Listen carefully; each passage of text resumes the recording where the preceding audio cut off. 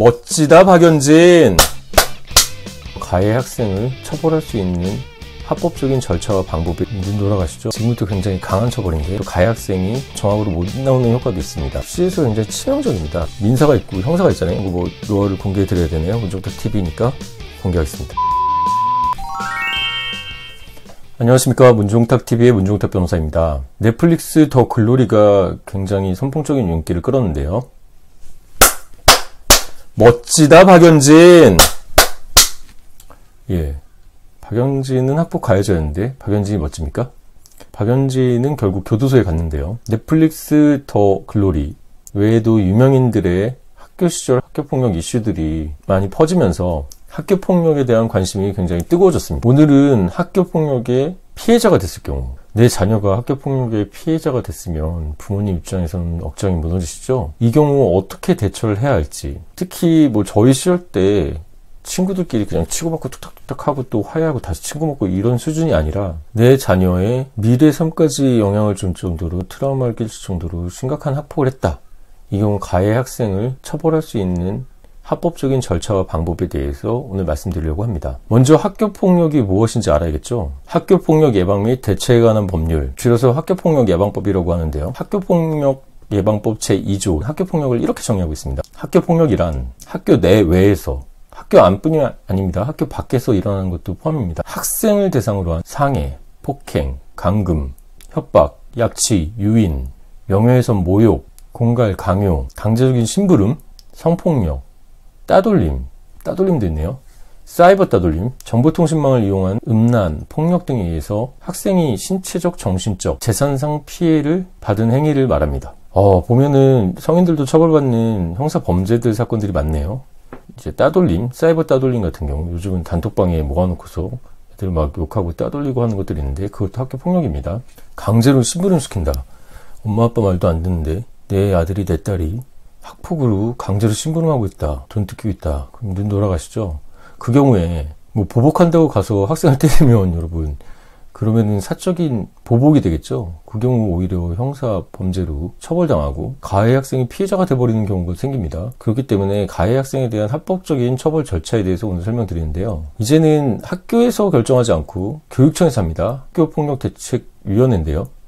거기 위원회에서 심의를 거쳐서 9가지, 많이 들어보셨겠죠? 9가지 조치를 합니다. 첫 번째, 피해자 학생에 대한 서면 사과.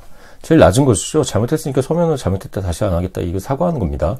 두 번째, 접촉, 협박 및 보복행위 금지 조치를 합니다. 당연한 거겠죠. 3호, 학교에서 봉사.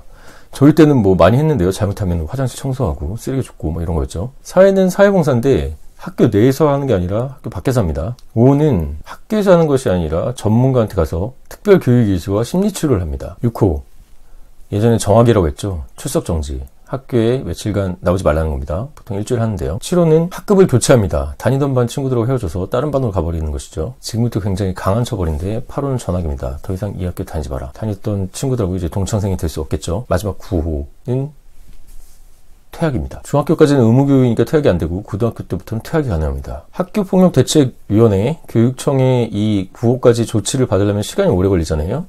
그 경우 가해 학생하고 피해 학생이 같이 있는 경우를 막기 위해서 학교정이 할 수 있는 조치가 있습니다. 학교폭력 예방법 제17조는 가해 학생에 대한 조치에 대해서 말하는데요. 학교장이 가해 학생에 대한 선두가 긴급하다고 인정할 때는 긴급 조치를 할 수가 있습니다. 물론 이 긴급 조치는 이후 학교폭력대책위원회에서 추인을 받아야지 확정됩니다. 긴급조치에서 출석정지는 뭐 긴급 출석정지라고도 부르는데요. 이 경우는 사실상 학폭위의 결정을 안 받고 학교장이 긴급하게 해버리는 거잖아요. 이 경우는 뭐 요건이 있긴 합니다. 2명 이상 학생이 괴롭힌 경우, 전치 2주 이상의 상해가 발생된 경우, 보복 목적의 폭행이 있었던 경우, 그리고 피해 학생을 가해 학생으로부터 긴급하게 보호할 필요가 있는 경우, 보통 4호에 다 포함되는데요. 이 4가지 사유가 있으면 긴급조치로 긴급 출석 정지를 할 수도 있습니다. 그렇기 때문에 만약에 피해 학생이고 가해 학생하고 한 반에 있고 또 다른 피해가 우려된다 이렇게 생각하시면 학교장한테 긴급 조치를 해달라고 요청하십시오.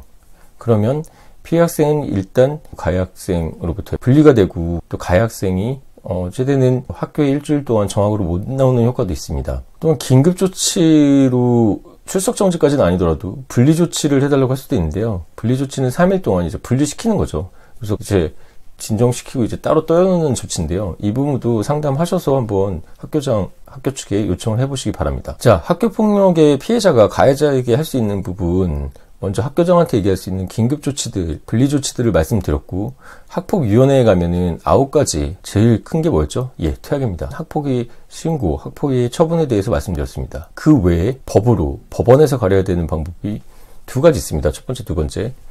뭐 항상 법에서는 민사가 있고 형사가 있잖아요. 민사는 어떤 게 있을까요? 민사는 우리 애가 이 당한 피해에 대해서 손해배상을 청구하는 거고, 보통 위자료 청구가 되겠죠. 형사는 경찰서에 고소해서 이게 범죄가 되면 형사로도 처벌해달라고 하는 것입니다. 모든 재판과 수사가 그렇듯이 제일 중요한 게 증거라고 했잖아요. 내 아이가 피해를 당했다. 그럼 힘든 상황이지만 증거들을 채증해 주는 게 중요합니다. 뭐 사이버 따돌림, 카톡방에서 했던 것들은 다 캡처를 해두시고, 뭐 메시지를 보냈다, 전화해서 협박했다, 이런 거 다 요즘 녹취 기능이 있잖아요. 녹취를 해두시고, 학교에 요청해서 CCTV를 확보해 두시고, 목격자들이 있으면 친구들의 사실 확인서를 받아두는 것도 좋습니다. 맞아서 상해를 입었다. 그러면 상해 진단서를 뗄 수 있죠. 나중에 가해자가 용서를 하거나 잘 지낼 수도 있지만 그런 용서의 선을 넘었다, 이렇게 될 경우는 엄벌 탄원서 같은 것을 써서 내기도 합니다. 이런 것들도 피해 학생이 피해가 회복되지 않고 엄벌을 원한다, 이런 것들을 증거로 또 쓰고 제출하는 실정입니다. 형사로 가는 것은 하나의 단계를 넘어야 되는데, 여러분 요즘 많이 문제되잖아요. 소명법 얘기하면서 연령을 낮춰야 된다 얘기하고 있는데, 촉법소년이라는 게 있습니다. 촉법소년이 뭔가요? 형벌 법령에 저촉되는 행위를 한 만 10세 이상, 만 14세 미만의 형사 미성년자를 말합니다. 형법 제9조는 형사 미성년자로 14세가 되지 아니한 자는 처벌하지 아니한답니다. 올 6월부터 이제 다 만 나이로 들어갔으니까요. 만 나이 계산할 수 있겠죠. 생일이 12월, 저는 12월이었는데요. 그럼 중3 때 16살이라도 만 14세가 될 수 있죠. 그래서 만으로 14세 미만이면 형사처벌은 되지 않습니다. 대신 소위 말하는 소년원이란데, 소년원이라고 뭐 깜빵은 아니에요. 가정법원이 결정하는데 가서 교육받고 하면서 같이 합숙훈련을 하고 범죄하지 말라고 교육을 새로 받는 것입니다. 또 보호관찰이라서 얘가 어떻게 지내나 보호관찰 받는 그런 처분을 받을 수 있습니다. 근데 만약에 만 14세가 지나갔다, 고등학생끼리 벌어진 일이다, 더 글로리가 그렇겠네요. 그 경우에는 형사처벌을 받을 수 있죠. 그렇기 때문에 가해 학생을 형사처벌하고 싶다, 적어도 촉법소년이지만 소년원 같은 데 보내야 되는 거 아니냐 정도 됐을 때는 형사 고소도 같이 하시기 바랍니다. 민사소송은 뭐 동시에 진행하는 경우도 있는데 저는 그거를 별로 추천하지 않고요. 민사소송에서는 학폭위의 결정이 나오면 그 결정 처분에 따라가는 경향이 있습니다. 학폭위에서 이미 학교 폭력이라고 결정을 내려줬으면 민사에서는 위법성이 입증이 된 거기 때문에 그 결과를 갖고 하면 되기 때문에 막 입증이 그렇게 곤란하지 않습니다. 하지 학폭위의 결정이 안 나왔고 형사 고소의 결과가 안 나왔는데 민사를 진행하려면 위법성을 주장하는 사람이 위법성 입증을 해야 되기 때문에 입증에서 좀 불리합니다. 그렇기 때문에 학폭에서 조치를 어떻게 받느냐가 가장 중요한데요. 학폭 조치를 할 때 점수 근거표에 대해서 말씀드리겠습니다. 이런 거 뭐 노하우를 공개해 드려야 되네요. 문정탁 TV니까 공개하겠습니다. 자, 표가 보이시나요? 기본 판단 요소의 항목들 있죠. 학교 폭력의 심각성입니다. 이거 뭐 더 글로리 예를 들어볼까요? 더 글로리는 뭐 고데기로 지지고 그랬죠. 그럼 4점 매우 높음이 나오겠죠.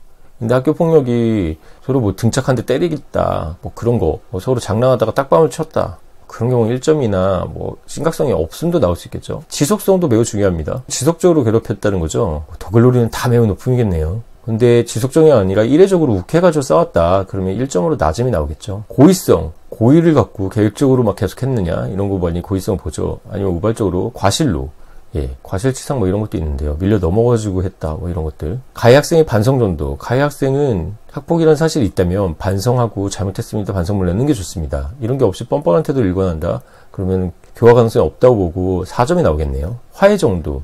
모든 범죄가 마찬가지지만 화해가 왜 중요할까요? 피해자가 처벌을 원하지 않는다고 그러는데 굳이 세게 처벌할 필요 없죠. 사과하고 화해했으면 교육적 목적이 있기 때문에, 아까 전에 그 심각성이나 지속성, 고의성과는 반대로 화해 정도가 있다면 그 경우에는 이걸로 가중해서 처벌하진 않습니다. 자, 그렇게 해서 3점 미만, 3점 이하가 나왔다?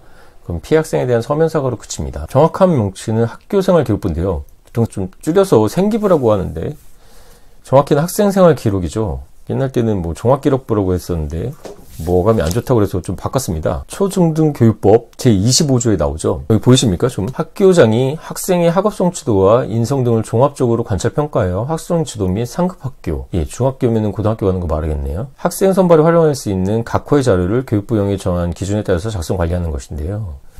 초등학교에서 중학교 넘어갈 때, 중학교에서 고등학교 넘어갈 때, 고등학교에서 대학 입학할 때 필요하죠. 고등학교 졸업하고 취업하는 경우도 있는데 이 경우는 대학 뭐 학점이나 이런 게 없잖아요. 그렇기 때문에 이 생기부 매우 중요합니다. 보통은 성실함과 근면성을 보는데 만약에 학폭 기록이 있다. 그럼 굉장히 불리가 있죠. 이번에 모 법무부 인사에서 뭐 아들이 학폭 문제가 있었는데 소송을 하면서 끌어서 대학에 들어간 그런 경우도 있었죠. 사후처분 이상부터는 이 생기부 학생생활기록부에 남기 때문에 입시에서 굉장히 치명적입니다. 생기부에 남으면 졸업식까지 유지되니까요. 입시는 거의 이제 힘들다고 보고 잘못한 거는 죄의 대가를 치러야 되니까 남기려고 애쓰고 또 이제 가해 학생 편에서는 또 말씀드리겠지만 억울한 경우 또 재판을 다투면서 지연하는 경우가 있죠. 참가 방패 같은 경우인데요.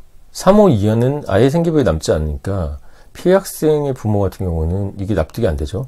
그런 경우 너무 작게 처벌됐다 해서 행정소송을 하시고 가해 학생의 부모 같은 경우는 3호가 넘어버리면 생기부에 남아서 애 진로에 계속 영향을 미치기 때문에 그 경우는 취소해달라고 또 소송 행정심판을 하십니다. 그 부분은 제가 나중에 가해 학생 편이나 이 행정소송 행정심판에서 따로 말씀드리겠습니다. 자, 오늘 더 글로리나 학폭 이슈 때문에 학교폭력 말들이 많은데 만약에 내 아이가 진짜 억울하고 가슴 찢어지게 피해자가 됐다. 법적 조치를 어떻게 해야 하냐를 말씀드렸습니다. 첫 번째, 학교폭력대책위원회로 보내서 9호까지 조치, 제일 심한 경우 퇴학이죠. 그리고 4호 이상을 받게 해서 생기부, 생활기록부에 남겨서 입시에 지장을 주게 하고 학교 내, 교육 시스템 내에서 하는 방법 첫 번째를 말씀드렸고 두 번째는 형사 고소를 하는 방법에 대해서 말씀드렸습니다. 촉법소년에 대해서도 말씀드렸네요. 만 14세 미만은 형사 미성년자지만 그럼에도 불구하고 소년원에서 교육을 받을 수 있고 보호처분을 받는 경우가 있으니 선 넘었다. 범죄에도 해당한다. 그럼 형사고소 고려해 보십시오. 민사소송은 재산상 손해배상하고 위자료 소송이 될 텐데 첫 번째 학교폭력대책위원회에서 조치가 어떤 것이 나왔느냐를 보시고 위법성이 나오면 그 위법성으로 증명된 걸 가지고 증거를 사용하시면 됩니다. 두 번째, 형사 고소를 했는데 형사처벌 당했다. 그것만큼 확실한 위법성의 증거가 없죠. 그러면은 이제 위자료도 올라가는데요. 어떻게 처벌됐는지를 보시고 민사소송도 진행하시기를 바랍니다. 학교 생활 추억이 돼야죠. 여러분 중학교 때는 질풍노도의 시절이죠. 친구들하고 좀 다투기도 했지만 곧 화해하고 잘 지내고 지금도 연락하고 제 의뢰인 되는 경우도 있고 제가 자문하는 회사의 사장으로 잘 된 애들도 있습니다. 국적은 바꿔도 학점을 못 바꾸죠. 하지만 그 어느 선을 넘어버려가지고 동창이 더 이상 될 수 없다. 이런 애들은 강제 전학 보내고 퇴학시켜서 더 이상 동창으로 남기지 않게 해야겠죠. 부모로서는 피해 학생에 대해서 학교에서 지켜주지 못했지만 적어도 가해 학생이 죄에 따른 처벌은 받을 수 있게 해줘야 된다 이렇게 생각하시면 연락하시고 제가 학부모의 마음으로 잘 상담을 해드리도록 하겠습니다. 그리고 다음 시간에는 이런 행정소송, 행정심판에 대해서도 알아보고 가해 학생으로 억울하게 된 경우 제가 얼마 전에 맡았던 사건도 그런 사건이었는데 가해가 아니고 다른 많은 사정이 있었는데 기계적으로 억울하게 처벌당할 뻔했지만 제가 막아드린 사례를 또 소개시켜 드리겠습니다. 학교폭력 없이 학창시절 아름다운 추억으로 남았으면 좋겠네요. 지금까지 문종탁TV의 문종탁 변호사였습니다. 도움이 되셨다면 구독과 좋아요, 알람 설정 부탁드리겠습니다. 그리고 지금 이 영상 나왔을 때 구독자가 1000명이 됐을 수 있겠네요. 너무 감사드립니다. 가능하다면 라이브 방송도 한번 해볼 예정입니다. 언제 시간이 좋을지, 어느 시간에 접속이 가능하실지 한번 댓글로 달려주시면 감사하겠습니다. 감사합니다.